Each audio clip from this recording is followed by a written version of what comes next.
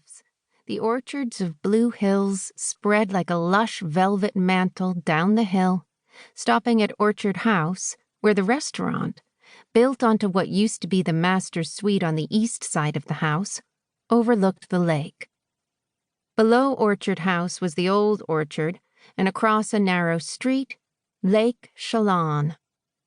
From this lookout, the lake wound around a point until it vanished over the horizon into the North Cascades. The neighboring vineyard, Hollister Estate, was to the east.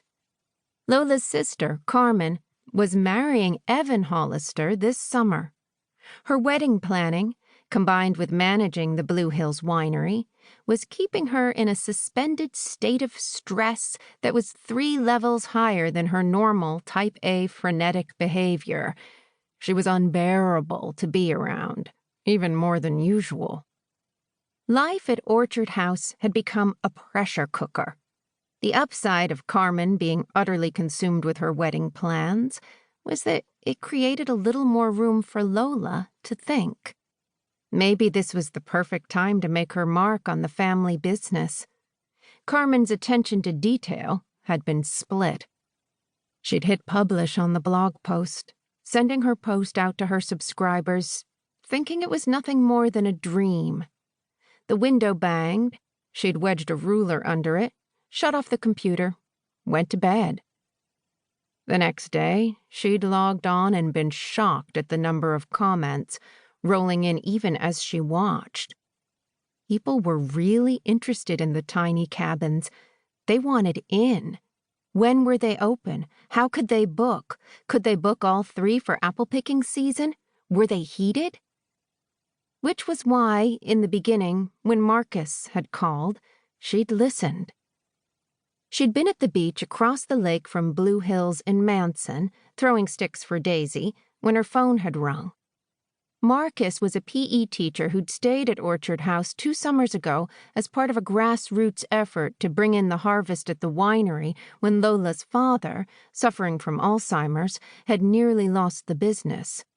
In truth, it was a miracle Marcus had even stayed in touch. Carmen had framed the work party as a farm-to-table culinary vacation. In reality, it had been hard manual labor. Long days picking grapes in the hot sun. As Poppy had said, why would people pay to do work that Mexicans like him had used to claw their way up the immigrant ladder? But thanks to Carmen, it had worked. They'd brought in the harvest, paid off the bank enough to keep going, started the restaurant the following year. They were finally in the black. I think the cabins would be amazing. I'm dying to come back there. Staying at an actual winery was incredible. And that view, Marcus enthused. They're not built yet, Lola admitted, wrestling the damp driftwood from the mouth of her mutt, an Australian shepherd mix with 1 blue and 1 brown eye.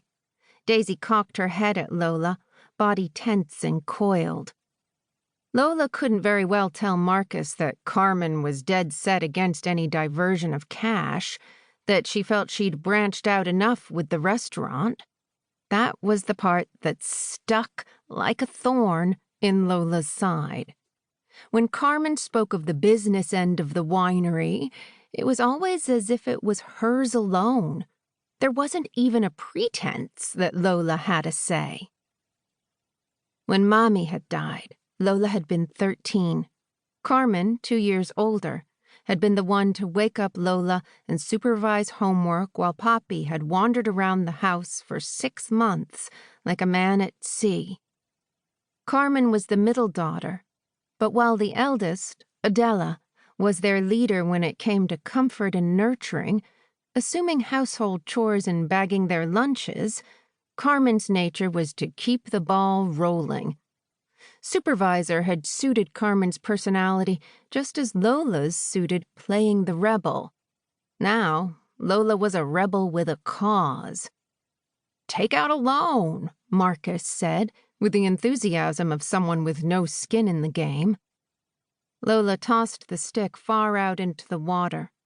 Daisy plunged fearlessly, bounding until she was paddling, zeroing in on the stick.